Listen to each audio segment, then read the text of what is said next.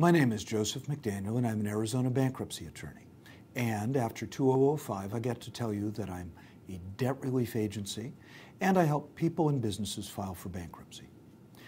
There's a new television show. It's called Outsourced. It's screamingly funny. But outsourcing causes bankruptcy in Arizona and elsewhere. The plot of the television show involves a young man who's just completed a management course with a novelties company so that he can manage a telephone room full of telemarketers. But then he discovers that all the employees here in the United States have been right-sized to zero. So he gets to go to India, where he manages a group of funny, charming Indian telemarketers in their efforts to sell fake poo and rubber vomit. And hilarity ensues. The peculiar thing is that they wasted money on writers with this television show, instead of spending it wisely on stars and special effects and explosions. The entire show was explosion challenged. Nothing went kaboom. So that the show flowed easily from start to finish, with clever scene changes, funny dialogue, and situations that we all remember from salt and pepper cop shows, where some of the humor comes from the intersection of different cultures and attitudes.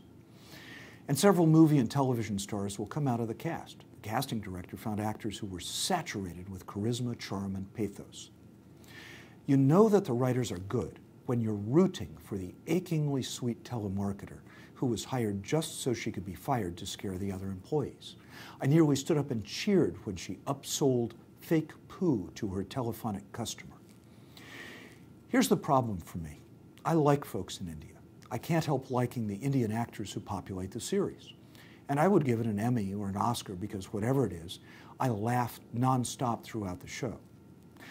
But I can't forget the scene where our hero walked into the big office at the beginning of the show, into a huge, empty telephone room full of empty desks and empty chairs, where there had been jobs for U.S. workers until those jobs were outsourced. And the U.S. employees of the company were right-sized. Because when I talk to somebody who has to file a bankruptcy in Arizona because their job or their entire industry has been shipped to India or China, I'm not laughing. Thank you very much.